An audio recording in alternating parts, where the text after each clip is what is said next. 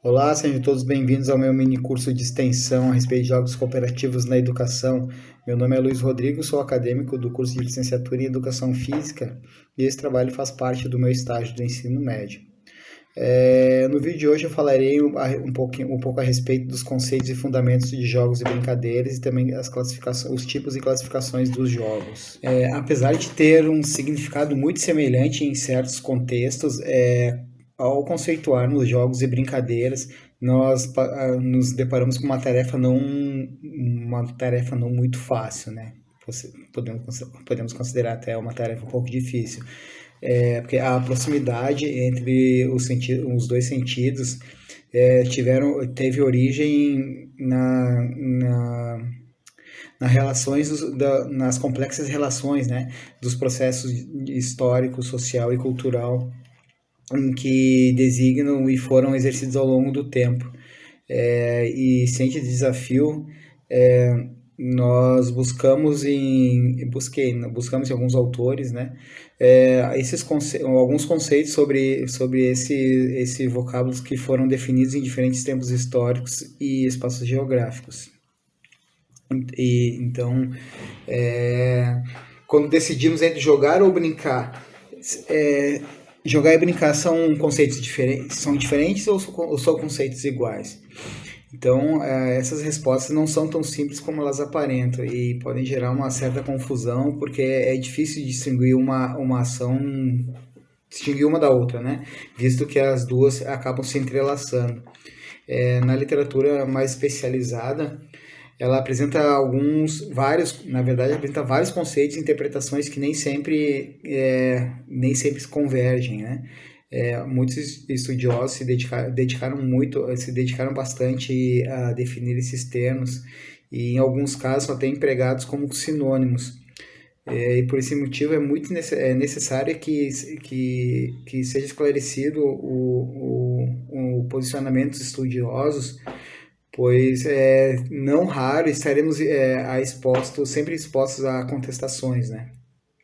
Então, a dificuldade de diferenciar o jogar e o brincar na nossa língua, né? Ela faz com que muitas vezes, principalmente quando nos apoiamos na literatura estrangeira, a tradução dos textos resulte em algumas confusões na nomenclatura. Então, isso somado ao fato de os autores estarem baseados, né, em concepções distintas e teóricas que acabam estruturando seus pensamentos com base no campo de estudo em que eles atuam, né, como a psicologia, a psicomotricidade, biologia, antropologia, filosofia, sociologia e pedagogia. Então, essa imprecisão de termos, ela é o resultado de diferentes significações e muitas vezes acabam entrando em contradição, né, que circulam socialmente. Essa diversidade é muito valiosa porque geralmente acaba ocasionando discussões que abrangem alguns conceitos sistematizados, mas no entanto também ela deixa lacunas que acabam impondo para que sejam constantemente revisados e aprofundados, né, a respeito do assunto. Então, assim, a gente consegue compreender que nenhum conceito ou teoria ela dá conta da totalidade de situações dos jogos e brincadeiras, dos jogos e as brincadeiras, né? Acaba considerando os diferentes contextos sociais e culturais que são dinâmicos e complexos. Sobre a designação de Brincar e Jogar, Cordaz e Vieira, 2007, eles dimensionam as dificuldades em sua utilização decorrente da polissemia dos termos.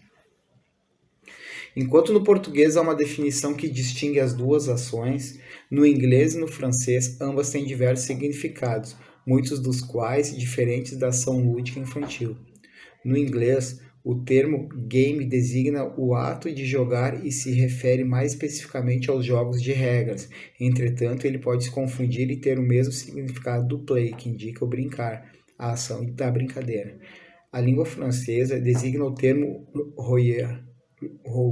jouer para as ações e brincar e de jogar, não fazendo distinção semântica entre elas.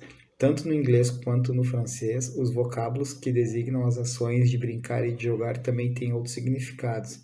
Eles também podem ser utilizados para tarefas como representar, tocar instrumentos e uma gama imensa de atividades diferentes da ação lúdica infantil. Cordalis Vieira, 2007, página 93. Então, para esses autores, na língua portuguesa, o verbo brincar e jogar, eles representam ações infantis e lúdicas, né? O primeiro indica a atividade lúdica não estruturada, enquanto o segundo, ela designa a prática que envolve, onde os jogos de regra são envolvidos, acaba envolvendo jogos de regra. Para Huizinga, em 80, referência clássica do assunto, não escapou das contestações ao chamar o homem de homo ludens, ou homem que brinca, fazendo referência ao nome científico da espécie humana, né, Homo sapiens, o homem que pensa, e ao Homo faber, homem que trabalha. Ou seja, para esse estudioso, a nossa capacidade de jogar é tão importante para a nossa espécie quanto o nosso raciocínio e a construção de objetos. Ele também teve a preocupação de demonstrar a função social e os elementos do jogo, para comprovar que ele precede a natureza e a cultura, e como tal ele acaba se estruturando com as duas, com ambas, né, de maneira concomitante. Para Huizinga, o jogo é uma atividade ou ocupação voluntária exercida dentro de certos e determinados limites de tempo e de espaço, seguindo regras livremente consentidas, mas absolutamente obrigatórias, dotado de um fim em si mesmo, acompanhado de um sentimento de tensão e de alegria e de uma consciência diferente da vida cotidiana. Essa é uma definição bem expressiva do objeto de estudo, né? Que seria os jogos e brincadeiras. Mas nós sabemos que não é única. Winnicott, de 75, ele contribuiu muito para essa discussão, quando ele acabou aproximando a psicanálise da noção do brincar. Para ele, brincar é sinal de saúde, porque uma criança que está bem dificilmente ela vai se negar a uma brincadeira. E se a criança paciente não pode participar dessa atividade, o trabalho do adulto, do analista no caso, é ajudar nessa situação, tentando identificar qual o problema, a situação que está causando esse sentimento na criança, né, de não participar da brincadeira.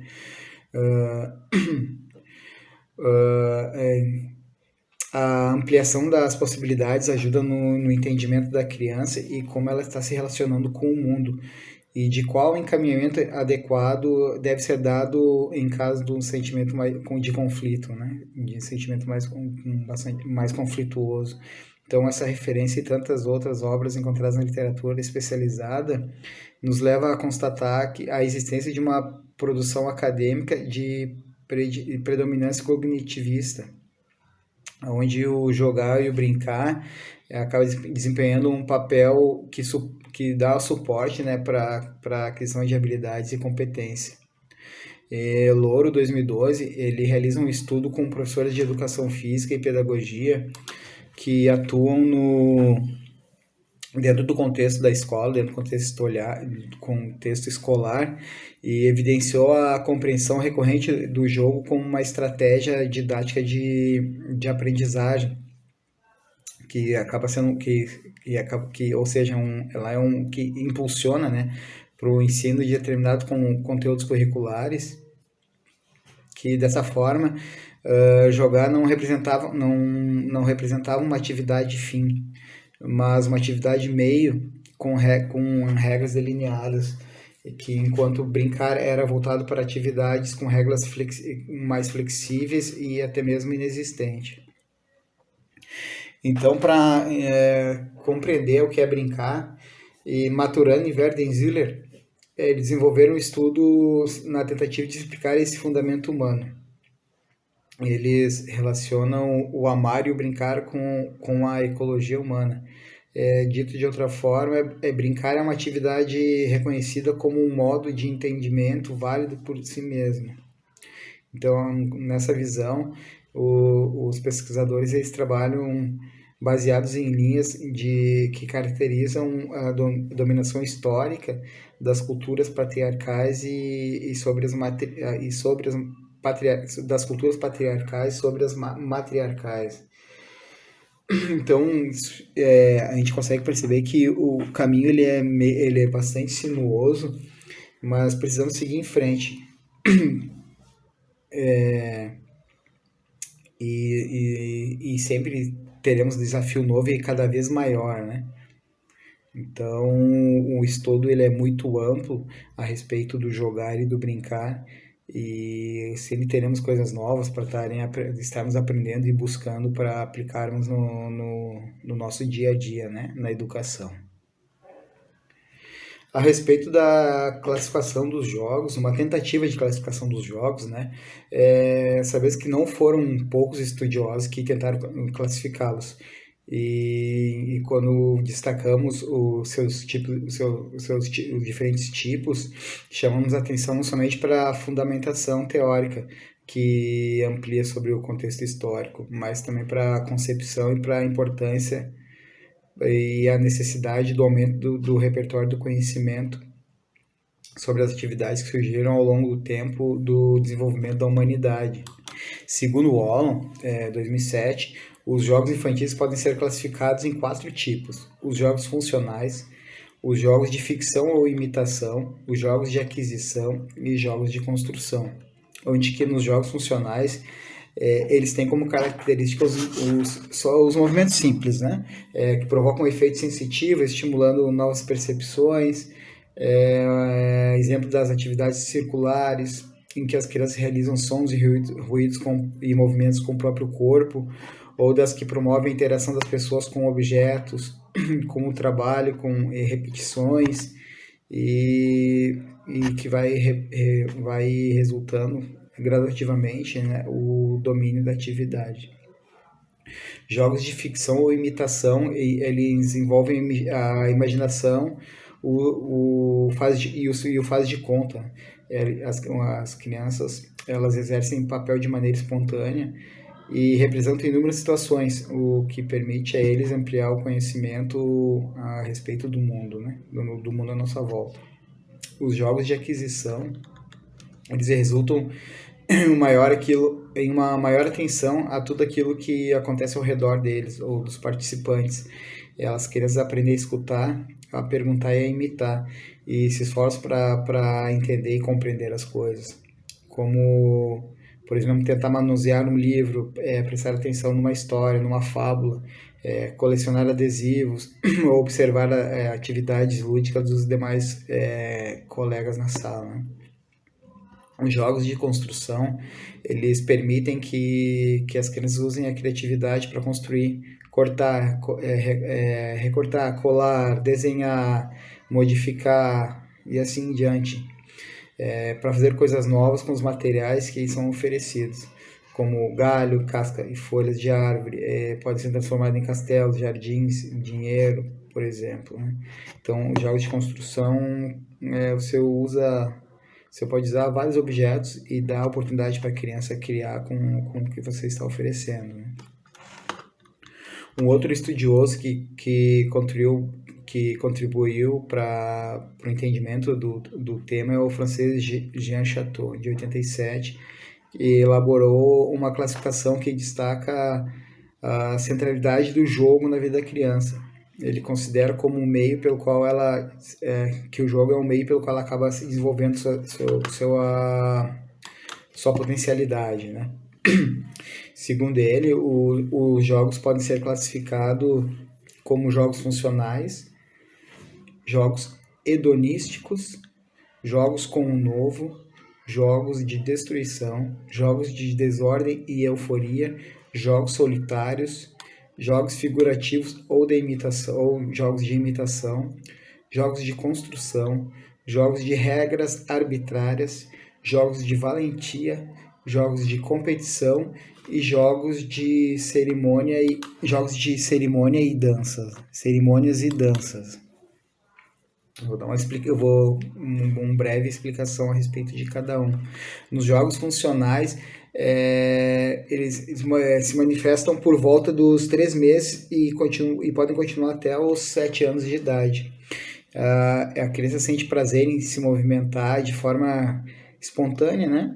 E funcional ao seu corpo. E assim realizando movimentos circulares que a incentivam e a motivam a repetição.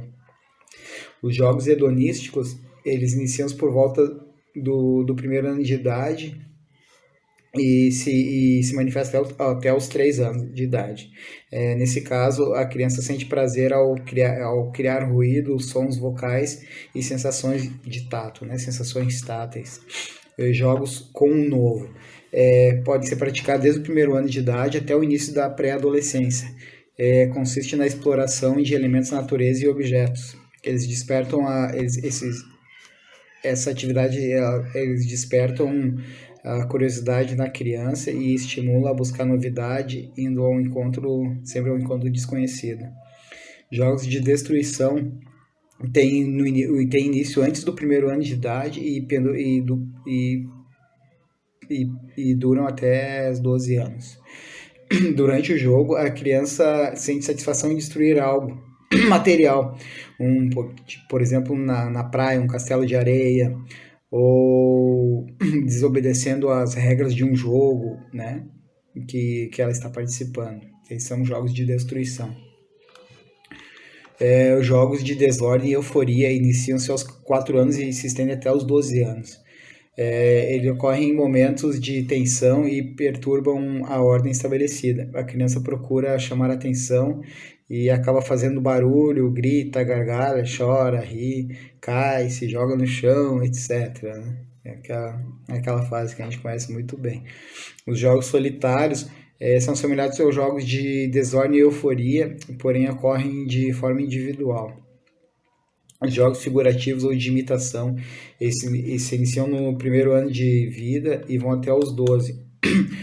A criança reproduz situações do dia a dia, né, do cotidiano, e procura imitar pessoas que do seu convívio social, colegas de creche, os pais em casa, irmãos, tios, primos, né? Elas tomam como base o seu dia a dia, a convivência do seu dia a dia. Os jogos de construção são praticados dos 2 aos 13 anos de idade. As crianças elaboram esquemas e estruturam formas e organizam objetos. Ações que são perceptíveis quando elas brincam com peças de montar. Jogos de regras arbitrárias ocorrem no período dos 2 até os 13 anos de idade. A criança começa a efetuar alterações de regras e cria novas dinâmicas do jogo baseadas em normas que já existem, né? Então ela pode, quando permitido, ela aprende a começar a fazer alterações, né, nas regras. Nos jogos de valentia, a partir dos 7 anos de idade, onde a criança começa a testar os seus valores, que mesmo tendo um pouco ainda de dificuldade, ela começa a testar em atividades simples, como no jogo de pega-pega. Os jogos de competição, eles são praticados geralmente a partir dos 8 anos de idade, onde as crianças conseguem lidar com jogos de complexidade maior. Elas demonstram uma capacidade melhor de organização e domínio de regras e de elaborar estratégias, né? Como é o caso dos jogos coletivos. E jogos de cerimônias e danças, eles ocorrem a partir dos 4 anos e se estendem até os 13 anos de idade e envolvem as danças e as atividades rítmicas, né, como representações. Piaget, também em 75, também organizou a classificação dos jogos, né? Observando suas próprias filhas, ele acabou elaborando uma teoria que explica quais critérios genéticos usados para os estágios do desenvolvimento cognitivo relacionados de forma que predominam aos tipos de jogo, né? Ele tomou como base a evolução das estruturas mentais que sugere de acordo com o desenvolvimento o que caracterizam os jogos. Então, os jogos de exercício, os jogos simbólicos e os jogos de regras. Então, nos jogos de exercícios, ocorrem do nascimento aos 2 anos de idade. As primeiras atividades das crianças acontecem durante o período sensório-motor. É um estágio que é o estágio pré-verbal, né? E esses jogos ele acabam se manifestando inicialmente da forma de jogos funcionais, que exigem na sua realização esquemas motores que são assimilados. Eles não mudam as estruturas do pensamento, pois são exercícios de repetição. Nos jogos simbólicos, se iniciam aos 2 anos e permanece até os 6 anos de idade. Tem sua origem localizada nos jogos de exercício, com a inserção dos jogos de ficção e de fase de conta. Pressupõe concomitantemente a imitação e assimilação lúdica e exercitam a imaginação. E os jogos de regras vão dos 7 aos 11 anos de idade, que desenvolve durante toda a vida, diferente dos anteriores, e são verificáveis principalmente nos esportes. Os jogos também podem ser classificados como predomínio, agon, competição, alia, sorte, mimicry, simulacro e ilinx, vertigem. Segundo Calois 90, essas classes consideram as características do jogo. Uma atividade essencialmente livre, que delimita o espaço e tempo, e o seu desfecho geralmente é incerto, com o final geralmente incerto, né? Não tem como objetivo reproduzir bens ou riqueza, segundo regulado consensualmente por normas definidas ou fictícias. Para ele, Agon contempla um vasto número de jogos que aparecem sob a forma de competição, que disputa e disputa e debate, né? São exemplos desses jogos o tênis, futebol, boxe, a esgrima, o boliche, entre outros.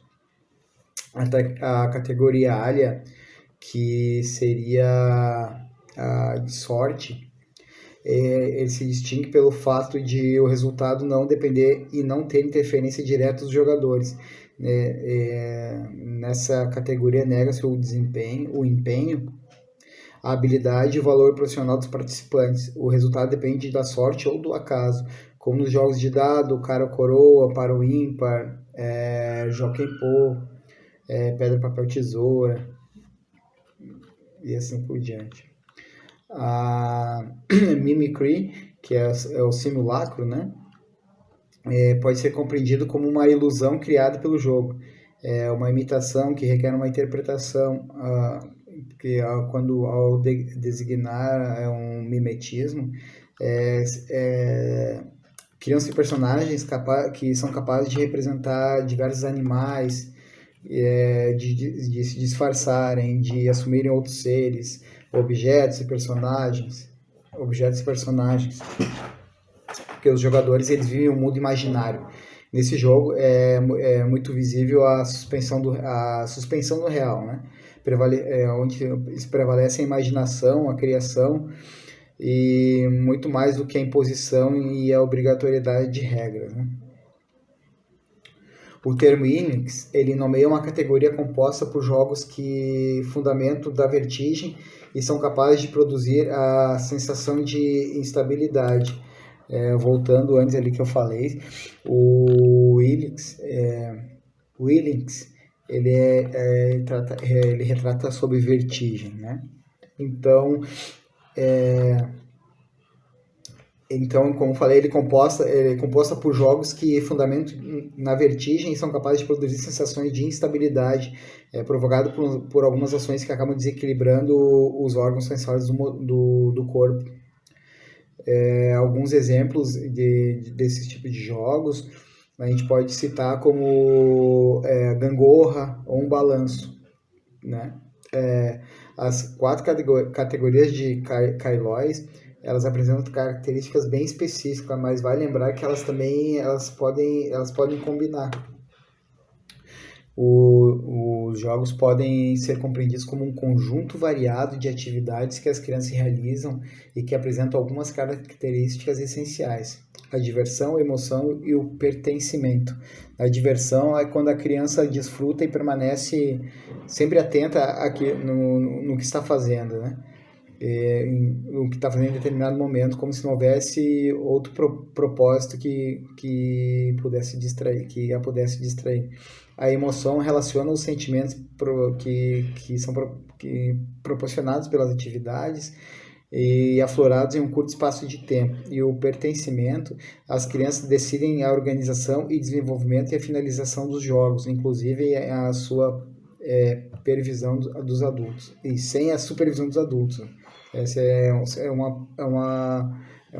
um dito do Calhado 2006. São as crianças que criam e determinam as regras do jogo, que decidem a hora de iniciar, a hora de finalizar, o que é proibido ou o que é permitido, e resolvem conflitos que podem surgir, né? Que por algum motivo podem surgir. Além das características, Calhado destaca que os jogos infantis eles contam com algumas peculiaridades que diferenciam os outros que provém dos jogos populares, né? Independentemente da cultura e de procedência, elas podem ser resumidas e classificadas nas seguintes categorias: universalidade, acessibilidade e adaptação. Onde que na universalidade, a maioria das crianças em todo o mundo, a maioria das crianças em todo o mundo brinca das mesmas coisas: de se esconder, jogos de perseguição, lançamentos, captura ou desvio de objetos, saltar, etc. O que muda são os rituais do jogo e os significados que as diferentes culturas dão às relações entre os participantes, que em muitos casos reporta as características mais evidentes da cultura e da procedência do jogo. Relação com os elementos da natureza, rituais de iniciação, papéis de homem e mulher, etc. Na acessibilidade, a maioria dos jogos não requer material algum e quando necessita são materiais mais acessíveis à criança. Geralmente são elementos da natureza, presentes na natureza, como pedra, pedaço de pau, ossos, algumas coisas que ela encontra na natureza e consegue adaptar, que são produtos considerados inservíveis para os adultos. E outros materiais também que não servem para os adultos, né? Tipo pedaço de telha, lata, um sapato, um tijolo, alguma coisa que de outra forma pode ser dito que seja descartado pelo adulto, para a criança serve como algum objeto para brincadeira. Ou ainda objetos fáceis de serem encontrados, como bola, corda, bambolê, objetos que geralmente são utilizados para a prática de atividades, né? Então, dessa maneira, é frequente encontrar algumas atividades que envolvem conchas em locais onde tem praias, algo inexistente em regiões distantes do mar. Então, acaba se adaptando com coisas regionais, né, locais. Então, no entanto, a concha que foi citado como exemplo, ela pode ser substituída em outro local ou em outra cultura por algum outro objeto. E a adaptação, com o desaparecimento progressivo dos espaços naturais e a dificuldade de encontrar locais onde não transitam veículos, as crianças acabam adaptando os objetos e os jogos para poderem jogar, né? E praticar ou brincar. Os jogos requerem espaços livres de obstáculo, porém às vezes tem uma via de tráfego, uma via de carro e acaba não tendo espaço, né? Assim elas acabam se adaptando ao ambiente. Nas sociedades primitivas, o ambiente era um elemento fundamental para a prática lúdica, algo que ainda não mudou com a evolução do ser humano. São citações do Louro, 2014. Ainda encontramos em Calhado outras duas características em relação aos jogos: a inter-relação com outras manifestações culturais, como a música e a dança, e a relação com os valores sociais da cultura de origem, que, por exemplo, em algumas civilizações não existem vencedores e perdedores em um jogo. pois ocorre a prática da troca de presentes. Entretanto, na atualidade, ainda é predominante esse hábito de competição, né?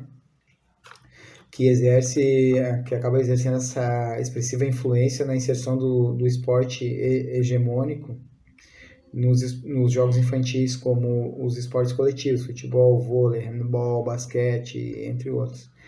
E alguns escritores e estudiosos, eles classificam os jogos de acordo com a evolução da atividade com a evolução da atividade do desenvolvimento individual.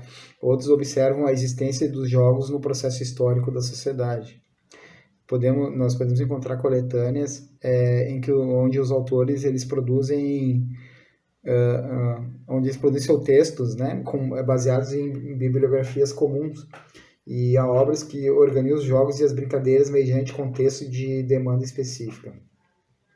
São livros muito fáceis de serem encontrados nas livrarias e que explicam como praticar determinados jogos, como os jogos cooperativos, os tradicionais e os folclóricos, os de tabuleiro, de memória, de integração e de dramatização, os que usam bola ou sucata, os que são realizados ao ar livre ou em ambiente fechado, os que são para dias de chuva, entre outros.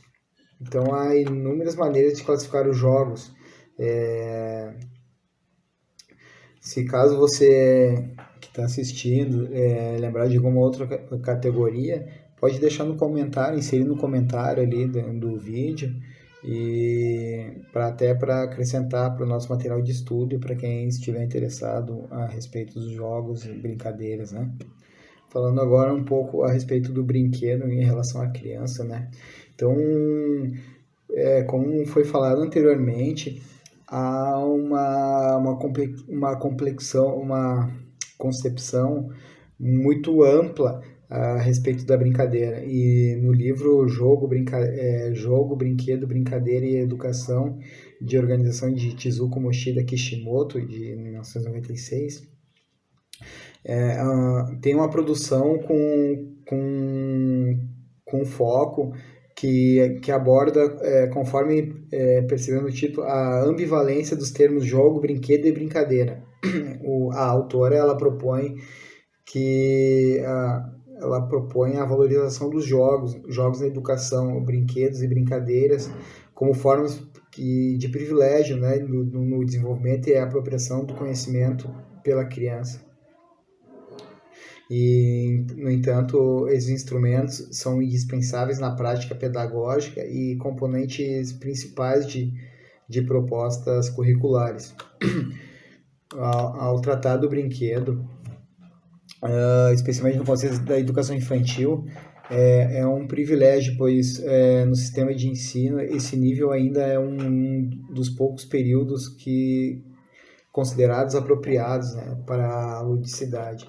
Para ela, Kishimoto, 2010, a criança precisa aprender a brincar através de interações com outras crianças, né? E ao estar em contato com objetos e brinquedos, ela descobre meio que automaticamente, né, as formas de como usar determinados materiais ou materiais disponíveis, meio autodidata, né?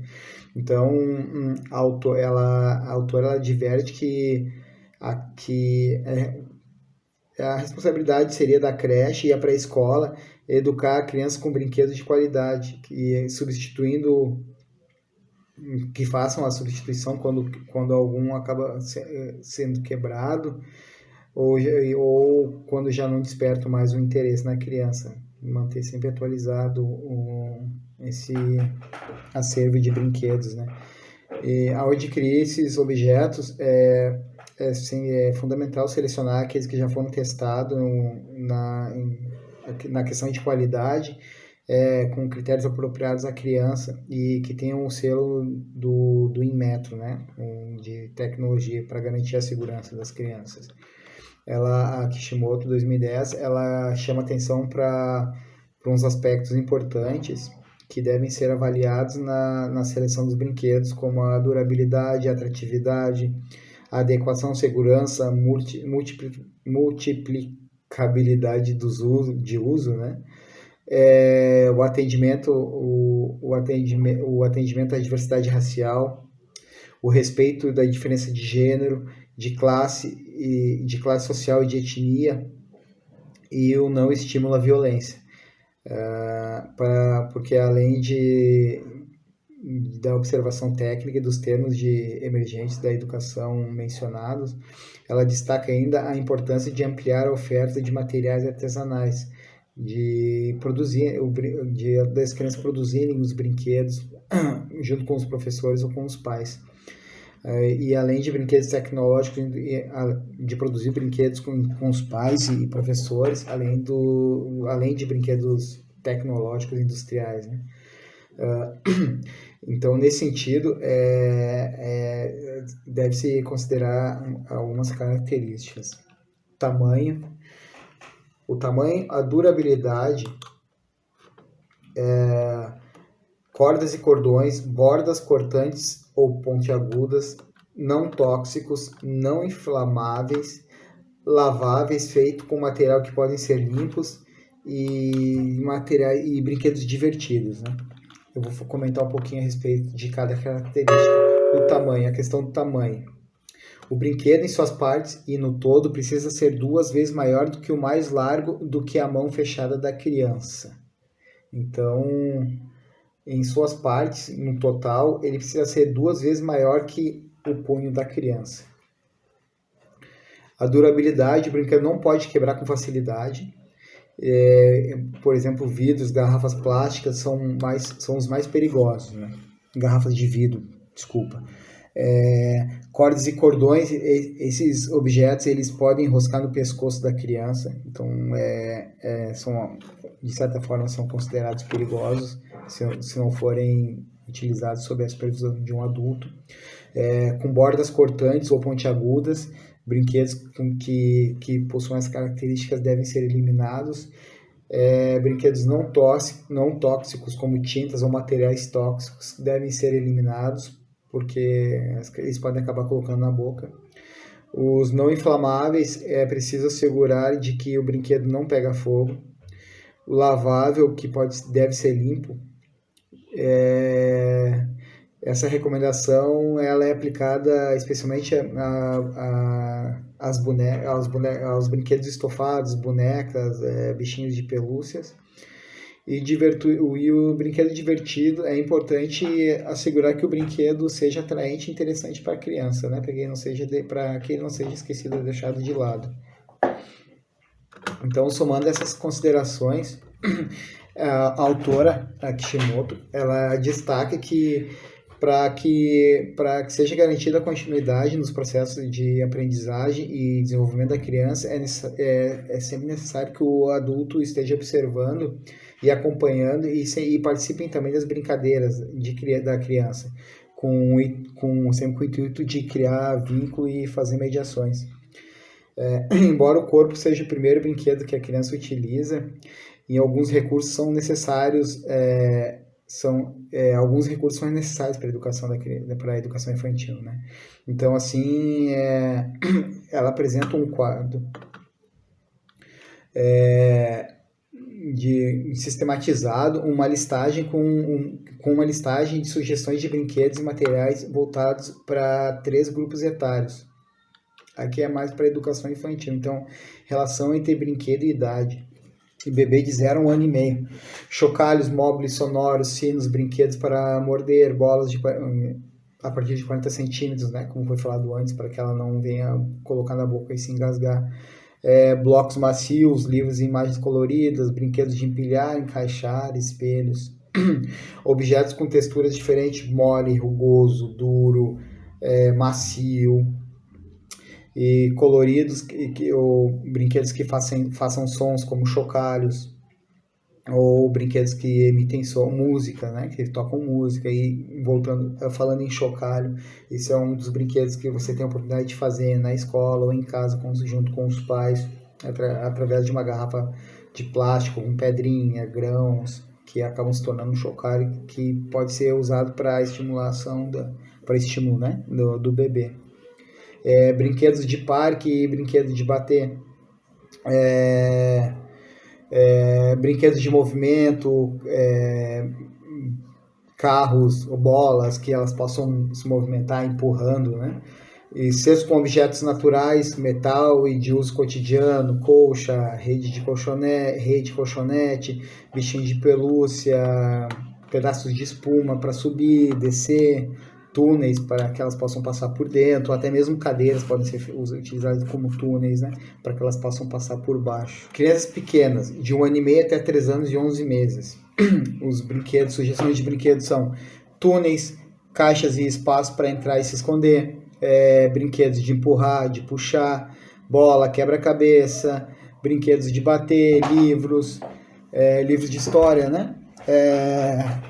Fantoches, animais de pelúcia, bonecas, massinha de modelar, tintura de dedo, imobiliários que para atividade faz de conta, sucata doméstica industrial, materiais da natureza, TV, computador, aparelho de som, CD, carrinhos, triciclos de empurrar e dirigir, brinquedos de areia e água, bola, corda, bambolê, perna de pau, papagaio, amarelinha, materiais de artes e construção, bandinha rítmica, instrumentos musicais, tecidos diversos, e crianças maiores, pré-escolares,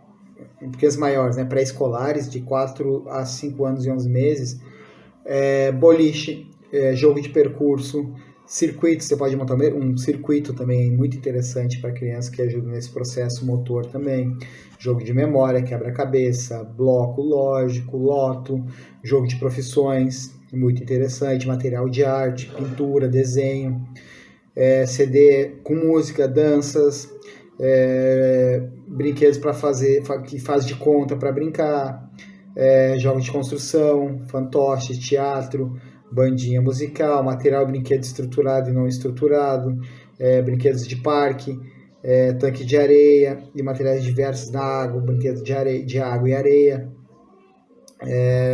jogos 5 Marias, bola, corda, bambolê, peão, vareta, papelão, cartolina, revista, jornais, gibis, cartazes, folhas de propaganda, triciclos, carrinhos, equipamento de parque, livros infantis, letras móveis, material dourado, globo, mapa, lupa, balança, peneira, colher, copinho, gravador, TV, máquina fotográfica, aparelhos de som, computadores, impressoras.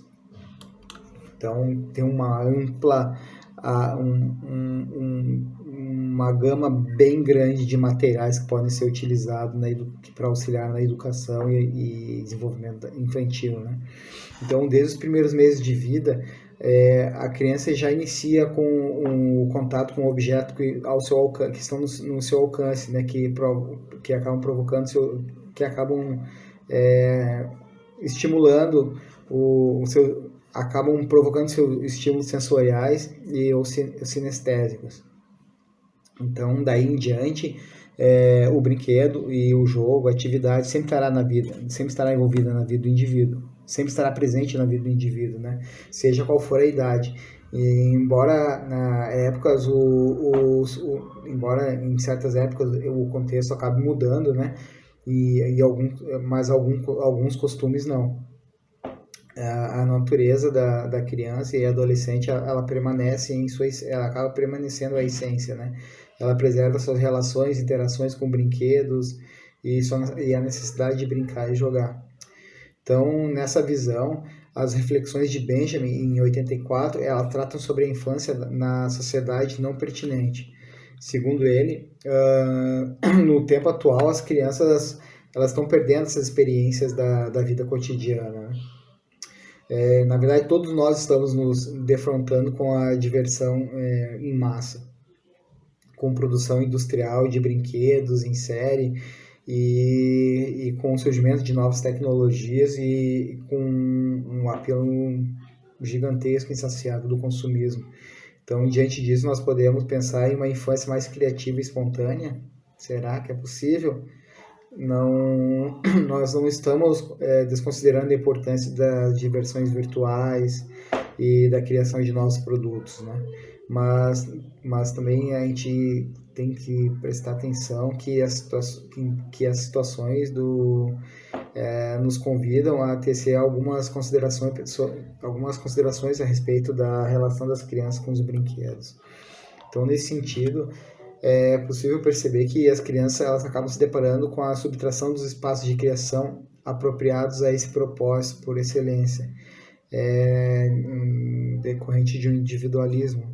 Em respeito a isso, o brinquedo e o brincar são encarados por Benjamin como um movimento de libertação, porque possibilitam a reinvenção do mundo, para a criança, a reinvenção do mundo, do seu mundo. Portanto, ele premente revisitar o assunto para que seja ampliada a sua compreensão, bem como atualizá-la para um momento contemporâneo.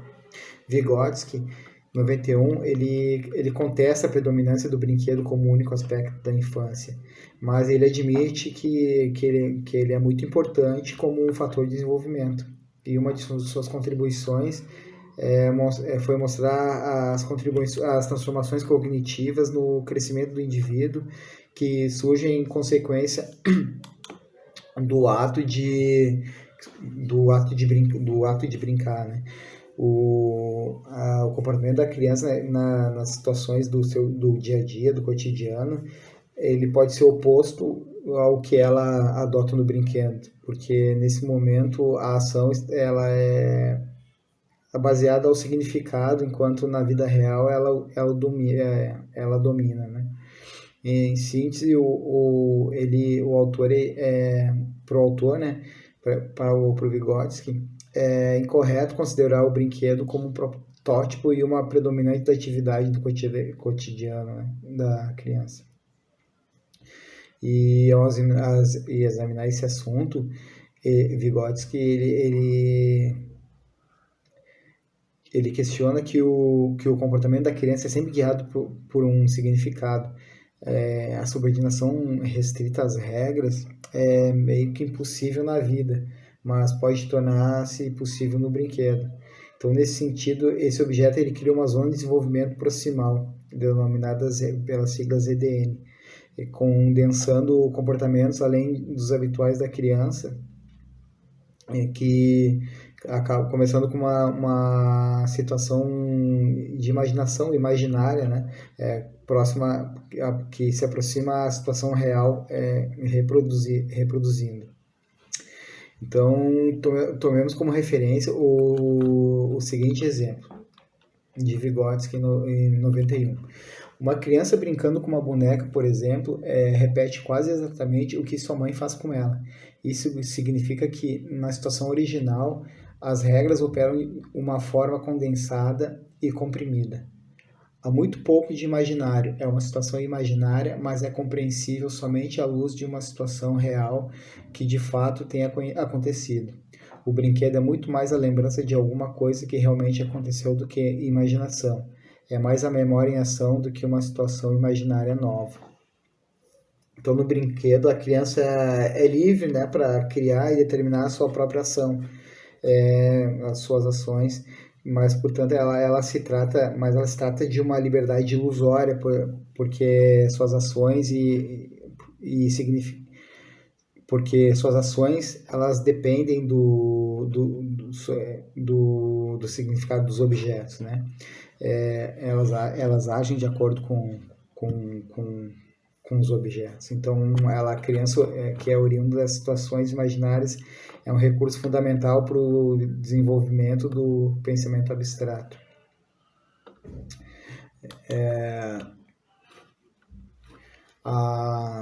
Já a ludicidade, ela é fundamental, ela tem uma importância fundamental para o desenvolvimento da imaginação e da criatividade.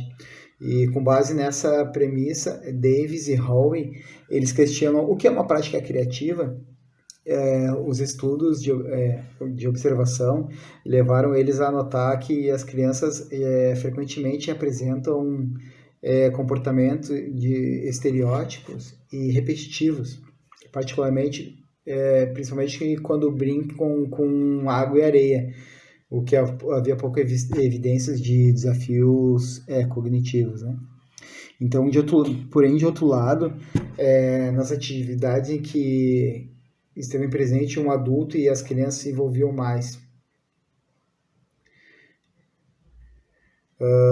Mas, em síntese, os pesquisadores concluíram que os educadores precisam ser ativos e devem trabalhar na promoção, na criação e promoção, né, de condição para o desenvolvimento criativo por meio do brincar, porque o brincar por si só não é necessariamente criativo. Ela tem que ter um estímulo, né, e um incentivo. Então, entre as condições necessárias ao progresso da criatividade, o Davis e Rui, eles sugerem que permitir que as crianças corram riscos, organizar o ambiente físico, contar com a participação de um adulto e permitindo que a criança compartilhe a iniciativa sobre o que será aprendido, desenvolver sistemas para observação e manutenção de registros e utilizar para informar o planejamento curricular. Uma vez asseguradas essas premissas,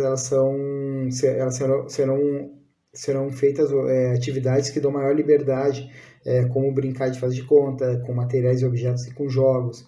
Isso não significa que as crianças, enquanto as crianças estão brincando sozinhas, não estejam desenvolvendo outras habilidades, né? E bem pelo contrário. Quando pensamos em crianças, geralmente imaginamos que elas estão brincando ou jogando, né? Então, por esse motivo que os jogos eles são associados às crianças, mas essas práticas não se restringem só a essa fase da vida, né? E se aprofundarmos a nossa compreensão sobre esse assunto, nós percebemos que brincar se trata de uma prática que atinge a todas as idades. Mas embora a literatura especializada ela prioriza isso somente na educação infantil. Mas com o passar dos anos com essa transição para a vida adulta, o indivíduo ele preserva a dimensão lúdica, que pode ser definida como, segundo o Santos 2002, uma necessidade do ser humano em qualquer idade e não pode ser vista apenas como diversão. O desenvolvimento do aspecto lúdico facilita a aprendizagem, o desenvolvimento pessoal, social e cultural, colabora para uma boa saúde mental, prepara para um estado interior fértil, facilita os processos de socialização, comunicação, expressão e construção. Essa dimensão que a atividade lúdica desempenha em toda a vida, em toda a nossa vida, é essencial, porque existe idade certa porque não existe idade certa para fantasiar. Em alguma idade específica as pessoas deixam de gostar de brincar. Nós podemos perceber que a ludicidade ela toma proporções e significados diferenciados ao longo da nossa vida, mas nunca deixa de existir. No máximo pode ficar ali esquecida, né, adormecida. Mas para onde vai o brincar? Para onde que vai o brincar, né? Essa vontade de brincar quando a infância acaba? Para Fortuna, 2004, essa resposta se encontra na sua origem. O autor ele reporta então a Winnicott, 75, para destacar que a gênese do brincar está na experiência do fenômeno tradicional. A tradicional exemplificação dessa transição é a do bebê, que de um estado unido à mãe passa para outro, externo e separado, que acaba se materializando nos objetos, né? Então, quando nos afastamos, né, do ato de brincar, nós acabamos envolvidos por uma armadura que nos isola, que pode até prejudicar a nossa saúde. Não existe uma faixa etária adequada ou certa para brincar, porque essa ação é intrínseca ao ser humano e independente independente do fato de nos comprometermos, né, com compromissos e seriedade, e essa parte mais centrada da fase adulta. Então, talvez seja esse o momento de priorizarmos o espírito da infância. porque a rotina nos força a abandonar essa ideia. Então, nós temos que procurar manter o mais presente possível o ato de brincar em nossas vidas, né? Segundo a concepção de Rangel e Scaglia, 2004, os esportes e as brincadeiras podem ser considerados manifestações de um fenômeno maior, que é o jogo, né? Porque o jogo ele produz um ambiente de representação manifestada de forma real. Então, quando uma atividade atrai um número de pessoas, um número expressivo de interessados, e essa experiência precisa ser reproduzida em outros lugares, e isso será possível somente se as regras forem padronizadas e universalizadas. Então, nesse sentido, Rangel e Scaglia, o esporte é um jogo em seu contexto mais social. O esporte é um jogo em seu contexto mais social, porque é universal e rigorosamente regrado, ele passa a permitir a convivência de muitos povos. E por haver um número maior de interessados em praticar o esporte, é necessária essa padronização das regras, mesmo embora que para isso ocorra possam ser descaracterizadas em maior ou menor grau as brincadeiras originais. Então, em outras palavras, o esporte ele apresenta como uma de suas principais características a emancipação. Segundo o Rangel e Scaglia, 2004, o esporte é um jogo, brincadeira regulamentado a partir de regras rígidas. É um jogo, brincadeira que se emancipou, mas que não deixou de ser um jogo. No entanto, essa complexidade da organização acabou por diferenciá-lo das brincadeiras, né? As quais estariam mais atreladas a êxtase das conquistas, de autossuperações, que oportunizadas no jogo em si, do que a performance ou ganhos além do jogo em si, obtida nos esportes pela vitória sobre o oponente e suas consequências posteriores, prêmios financeiros ou não. Então, nós vemos que o esporte e o jogo está presente no esporte e o esporte está presente no jogo, né? Só que o jogo, na verdade, o esporte é um jogo mais burocrático, digamos assim, né? Porque no esporte existem regras que devem ser cumpridas, o jogo essas regras, na maioria das vezes, pode ser também alterada, né? Elas não têm uma definição 100%. Mas isso também não significa que, apesar de ter essas regras rígidas, o esporte seja um fenômeno imutável, pois ele é constantemente também influenciado pela sociedade onde está inserido, né? Ele é um fenômeno dinâmico, porém maleável. Basta observarmos o futebol, né? Que ele passou por mudanças bem significativas desde o início da sua prática até os dias atuais. É inevitável, né, que o esporte não sofra influência pelos valores do seu tempo e ele passa por mudanças ao longo do nosso tempo, né? Sejam superficiais ou sejam mudanças profundas. Embora a brincadeira ela apresente uma acentuada liberdade lúdica e de expressão, o esporte ele acaba se destacando pelas características competitivas. O que não significa também que também não existe que não exista uma competição e que que ela não seja lúdica. Em muitos casos é muito tênue, né, a relação entre brincadeira e esporte, porém em outros casos o distanciamento é bem maior.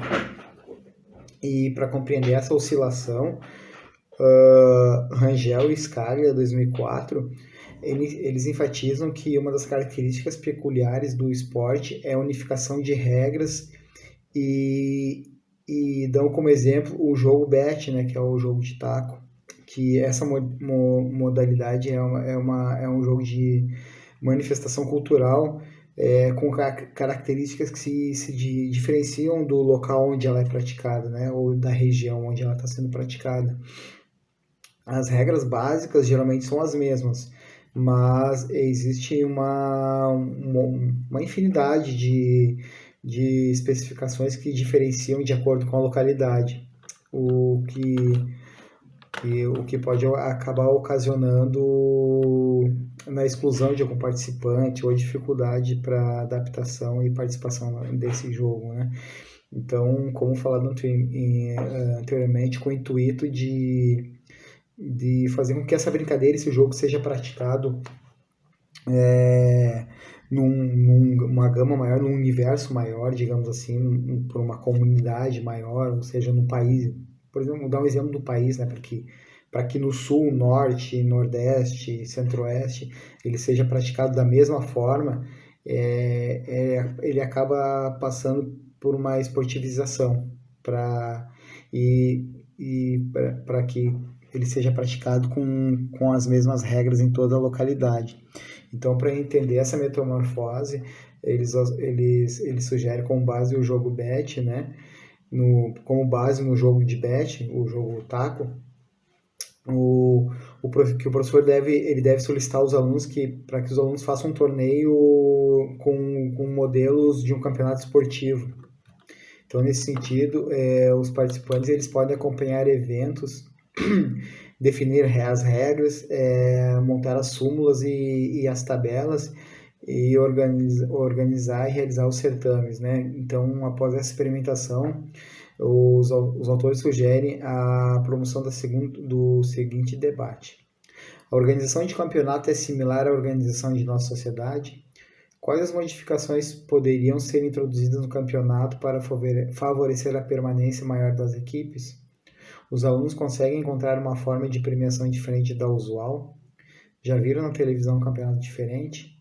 Discutir outras questões que envolvam as competições e os campeonatos.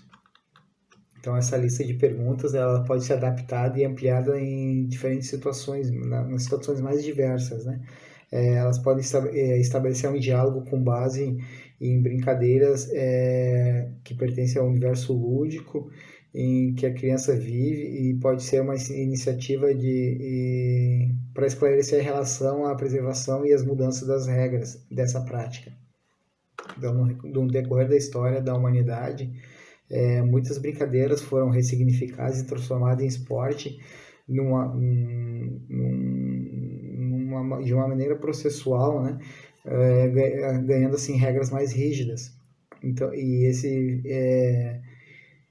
esse fenômeno identificado nas mudanças ocorridas do futebol de salão e do jogo da pele aos campeonatos de tênis, na pontuação do voleibol e na prática do skate, que saiu da marginalização para a aceitação social, atualmente é conteúdo de educação física escolar, além de estar presente de maneira inédita no calendário das próximas Olimpíadas de Tóquio, agora que seria em 2020, agora vai ser realizado em 2021, né, devido à pandemia.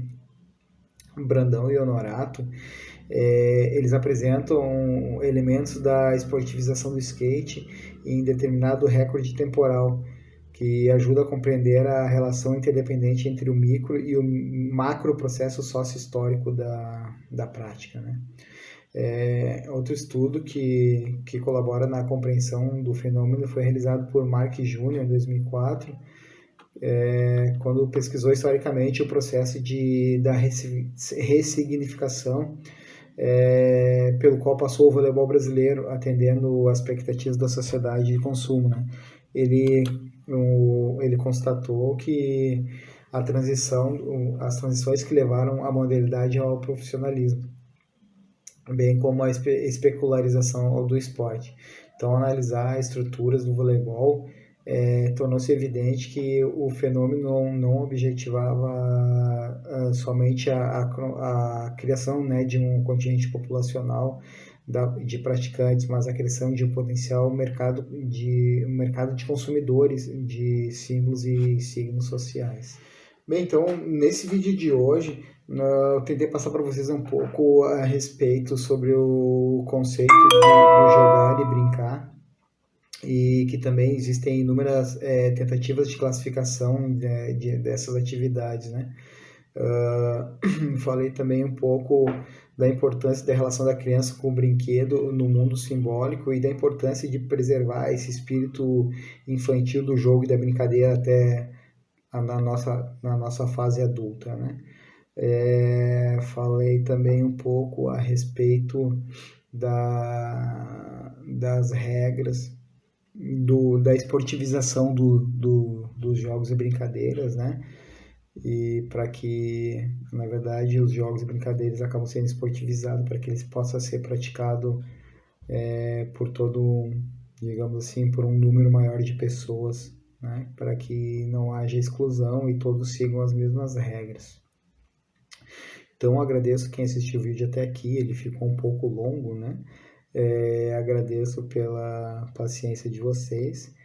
Quem puder, eu agradeceria se pudesse deixar um like, porque como falei no início do vídeo, esse faz parte do meu trabalho para o ensino médio. Obrigado a todos, um grande abraço, até o próximo vídeo.